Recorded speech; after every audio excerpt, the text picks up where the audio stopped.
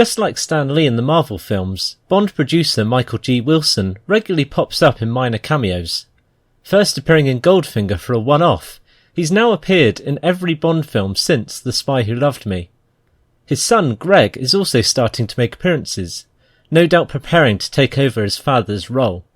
Much less in your face and humorous than Lee's cameos, they are still a nice little Easter egg for Bond fans to be on the lookout for. His first appearance was in Goldfinger at the age of 22 as a Fort Knox soldier. This was before he had any major involvement with Ion Productions.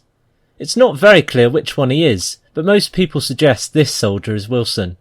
It wasn't until he started taking on a bigger role in the making of the Bond films when his cameos became a regular thing. He joined Ion in 1972 in the legal department, then stepped up as an assistant to his stepdad Cubby Broccoli for 1977's The Spy Who Loved Me, Broccoli's first solo Bond film without producing partner Harry Saltzman. This film saw Wilson appear in the audience of the Pyramid Show when Bond is searching for Feckish. There's also suggestion that he appeared on the Liparus as one of Stromberg's guards. This hairy figure might just be him. We'd have to be very eagle-eyed to catch this on a first viewing. Roles started becoming more prominent when he was granted executive producer status for Moonraker, even providing him with his first line. He appeared on 3 occasions, as the man standing on the bridge when Bond and M are talking in Venice, the man with child walking past Vanini Glass, and a NASA technician.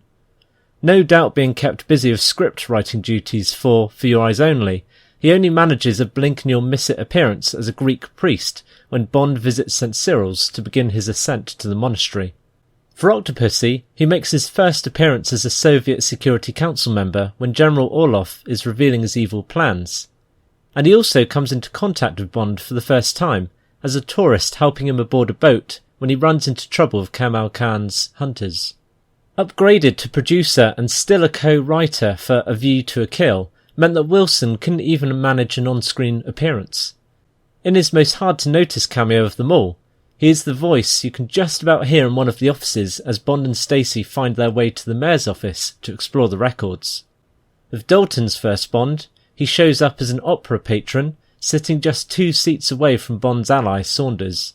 In the more edgy, hardcore Bond film in the form of License to Kill, Wilson gives himself another off-screen role, but his voice can be heard at the very beginning as a DEA agent. He even utters what I believe to be only the 3rd harder swear word in a Bond film, and the first occasion that bastard has been used.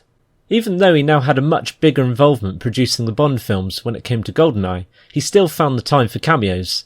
This is the first time he's had quite a bit of on-screen time, featuring prominently in the frame as well, dusting off the role he first had in 1983 as a Russian Security Council member. Is this a recurring character I forgot to mention in my continuity series? He decided to celebrate his 10th appearance in the series for Tomorrow Never Dies, with his biggest and most talkative role to date. His character even had a name, Tom Wallace, the Vice President of Tomorrow.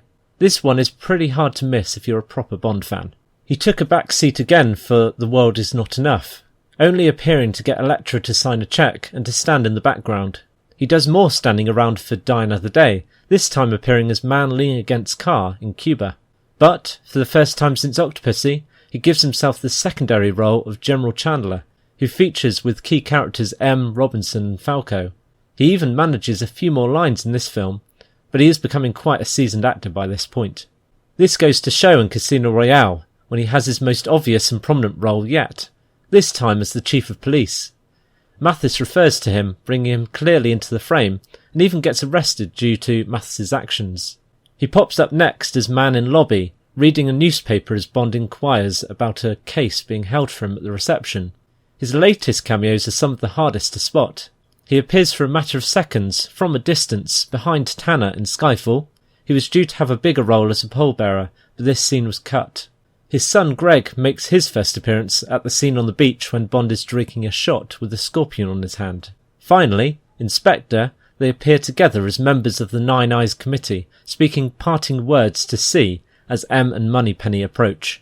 Michael G. Wilson isn't the only member of the behind-the-scenes personnel who's found their way onto the big screen. In my next video, I'll detail the other producers, directors, stuntmen and other key figures who've made brief appearances in the series.